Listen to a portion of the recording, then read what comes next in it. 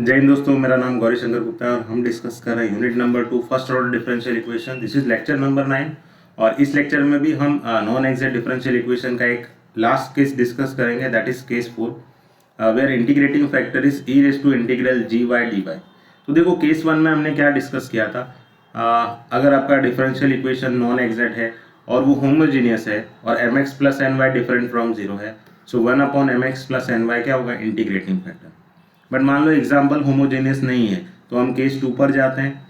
अगर आपका differential equation non exact हो और f into y d x plus f into x d y इस फॉर्म का हो और m x minus n y different from zero हो, so 1/mx minus n y इसका इंटीग्रेटिंग फैक्टर होगा जो कि नॉन एग्जैक्ट डिफरेंशियल इक्वेशन को एग्जैक्ट बना देगा।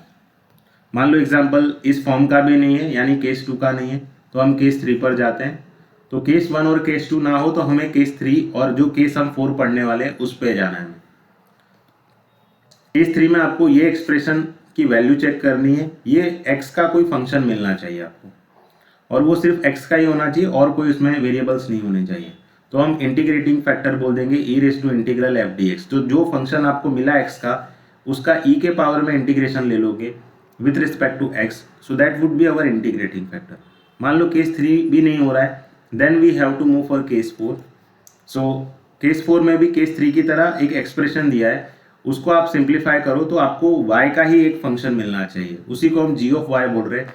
तो आपको ऐसा फंक्शन मिलना चाहिए जिसमें सिर्फ y वेरिएबल हो और उसी को हम g ऑफ y बोलेंगे and the e raise to integral of that g of y is our integrating factor.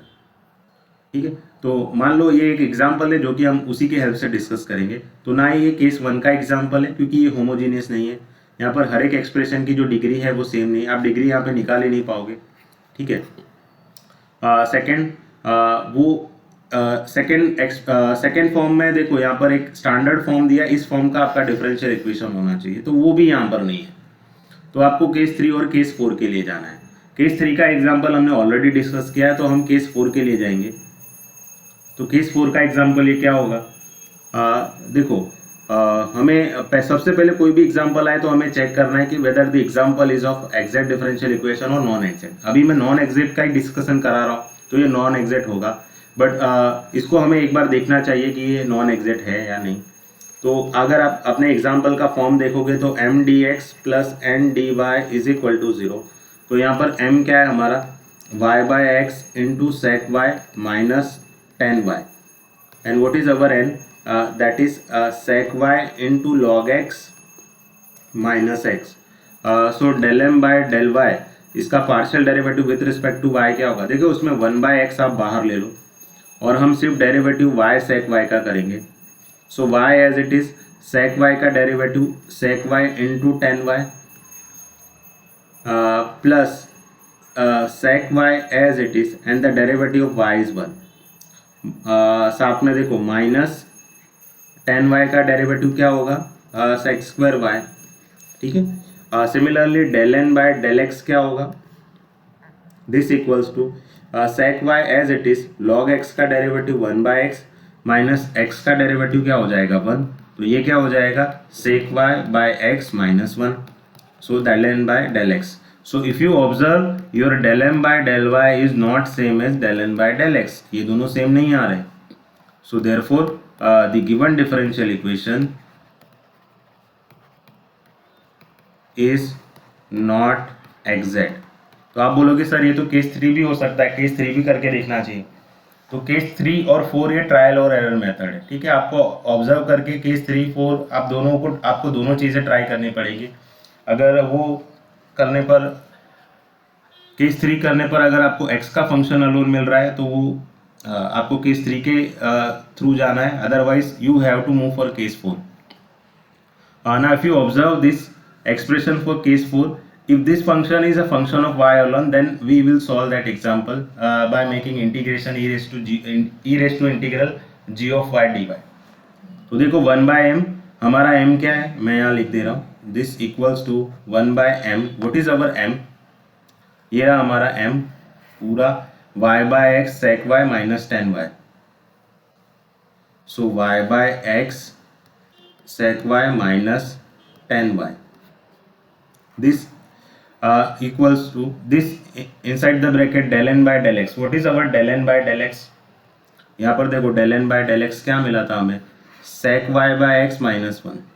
तो मैं यहाँ लिख देता हूँ sec y by x minus one minus del m by del y क्या मिला है हमें. तो ये पूरा एक्सप्रेशन हमारा del m by del y है.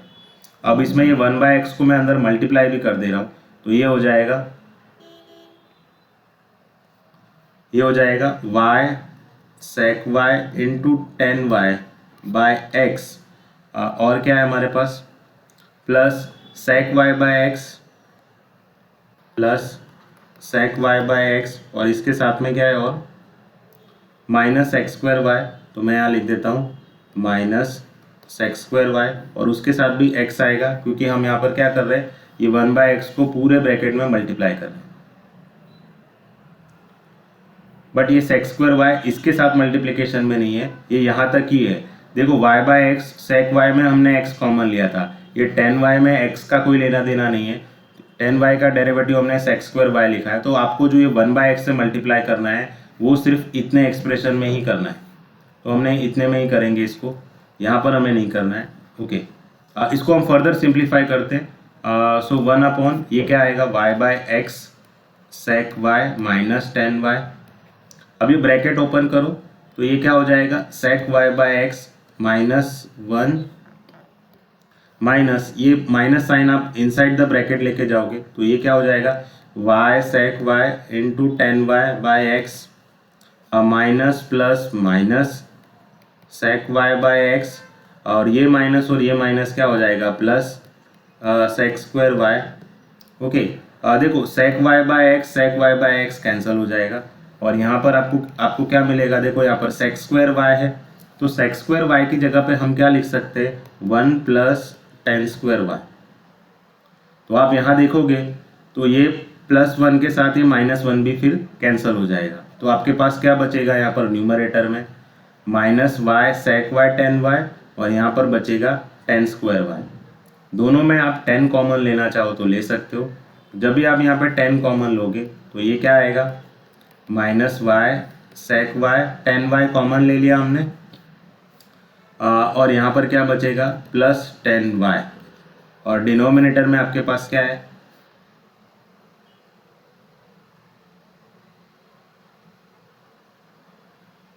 इसके साथ हमें x भी लिखना चाहिए था माइनस वाई बाय एक्स. मैं इसको इसके साथ में ही लिख देता हूँ, और यहाँ पर क्या आएगा y by x sec y minus ten Y.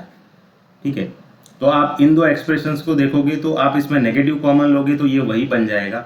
अगर आप यहाँ माइनस साइन आप बाहर ले लोगे तो मैं इसको लिख देता हूँ if you take this negative sign outside, तो ये क्या हो जाएगा माइनस टेन वाई. माइनस आप कॉमन लोगे तो यहाँ क्या मिलेगा y by x sec y minus ten y, और डिनोमिनेटर में भी आपके पास क्या है y by x sec y minus ten y. तो ये न्यूमरेटर के साथ कैंसिल हो जाएगा, और आपको यहाँ पर क्या मिलेगा माइनस टेन वाई. तो यहाँ पर y का ही एक फंक्शन मिल रहा है, उसी को हम g ऑफ y बोल देते हैं. ठीक है, और इसी का हम इंटीग्रेटिंग फैक्टर लेंगे. तो ये केस 4 की कंडीशन सेटिस्फाई कर रहा है. तो जब आप ये एक्सप्रेशन सिंप्लीफाई करते हो तो आपको y का एक फंक्शन मिल रहा है that is negative of ten y. तो उसी को हम सिंप्लीफाई करेंगे. Negative of ten y is our integrating factor. Now will find out integrating factor over here. So the e raise to integration g of y क्या है हमारा negative of ten y d y. So e raise to minus ten y का integration क्या होगा that is log sec y. मैं यहाँ लिख देता हूँ log modulus of sec y. तो ये नेगेटिव आप log के ऊपर लेके जाओ तो ये क्या हो जाएगा e raise to log mod sec y, और ये माइनस वन. e और log एक दूसरे के इन्वर्ट होते हैं, वो कैंसिल हो जाएगा, तो यहाँ मॉड्यूलस साइन भी हट जाएगा. सो sec इनवर्स क्या होता है यानी वन बाय sec होता है. sec इनवर्स y मतलब ये क्या हुआ sec इनवर्स y, ये क्या हुआ that is one by sec y. One by sec क्या होता है that is cos, so cos y आएगा. तो हमारा इंटीग्रेटिंग फैक्टर क्या मिला हमें cos y. तो अगर हम cos y को हमारे एग्जाम्पल से यानी इक्वेशन नंबर 1 से मल्टीप्लाई करते हैं, हमारा जो एग्जाम्पल होगा वही हमारा इक्वेशन नंबर 1 होगा. तो इसी को हम मल्टीप्लाई कर देते हैं यहाँ पर. तो अब हमें क्या मिलेगा, मैं यहाँ लिख देता हूँ क्वेश्चन फिर से। सो दिस इक्वल्स टू, देखो कॉस वाई हमारा क्या है, इंटीग्रेटिंग फैक्टर है, तो एग्जाम्पल क्या है हमारा, y by x sec y minus 10y dx plus जो सेकेंड एक्सप्रेशन है उसको भी कॉस वाई से मल्टीप्लाई करेंगे, that is sec y into log x minus x d x. ठीक है, इसको भी हमने मल्टीप्लाई कर दिया। देखो ये कॉस को मल्टीप्लाई करोगे तो कॉस सेक वाई के साथ कैंसिल हो जाएगा, क्योंकि सेक वाई क्या होता है 1 बाय कॉस वाई, तो ये कॉस कॉस यहाँ कैंसिल हो जाएगा।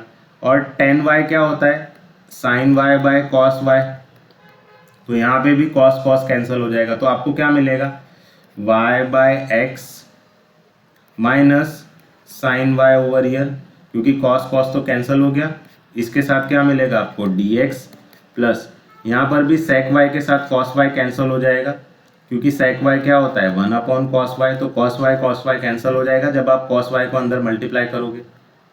तो यहाँ पर आपको सिर्फ क्या मिलेगा, that is log x minus cos y के साथ एक्स को मल्टीप्लाई करोगे तो एक्स कॉस वाई, और इतना क्या हो जाएगा d x, okay, equals to 0, तो इक्वल्स टू 0। अब देखते हैं हमारा इंटीग्रेटिंग फैक्टर मल्टीप्लाई करने के बाद आपका non exact differential equation exact हुआ या नहीं हुआ। तो इसको हम देखते हैं फॉर्म चेक करके, m dash d x plus n dash d y is equal to 0। So del m dash by del y, तो एम डैश ये रहा हमारा, उसका partial derivative with respect to y क्या होगा, वाई बाय एक्स का क्या होगा 1 by x minus sine y का डेरिवेटिव क्या होगा cos y. Similarly del n dash by del x, तो एन डैश ये रहा हमारा, उसका partial derivative with respect to x, log x का derivative 1 by x minus x cos y का derivative that is cos y.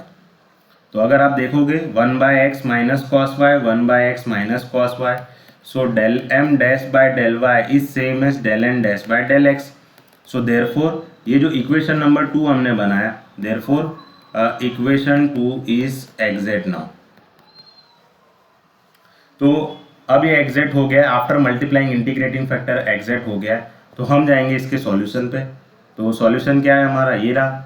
तो हम लिखते हैं यहाँ पर m डैश, हमारा m डैश क्या है, what is our m dash, देखो y by x minus sine y is our m dash, तो मैं यहाँ लिख देता हूँ y by x minus sine y और उसके साथ में dx प्लस एन डैश में क्या लिखना है आपको, ऐसे टर्म्स लिखने हैं जो जिसमें सिर्फ y हो। तो आप अपना एन डैश देखोगे तो इसमें ऐसे टर्म्स लिखने हैं आपको जिसमें सिर्फ y वाला फॉर्म, तो यहाँ पर आपको y वाला कुछ मिलेगा नहीं। ठीक है, टर्म्स कंटेनिंग y ओनली, यहाँ पर cos के साथ y है, सिर्फ y वाला हमें फंक्शन चाहिए था, cos y नहीं चाहिए। ठीक है, तो y वाला आपको कुछ मिलेगा नहीं। So this integral is 0 dy is equal to c। अब फर्स्ट वाले इंटीग्रल में क्या करना है आपको, y को कांस्टेंट की तरह ट्रीट करना है। तो ये क्या हो जाएगा, y बाहर आ जाएगा, integration 1 upon x d x minus sine y भी बाहर आ जाएगा, integration of d x is equal to C. So y 1 upon x का integration ln mod x minus sine y d x 1 d x, तो ये क्या हो जाएगा x is equal to C. So this is what the solution of the given differential equation. So I hope आपको ये lecture समझ में आया। Thank you everyone.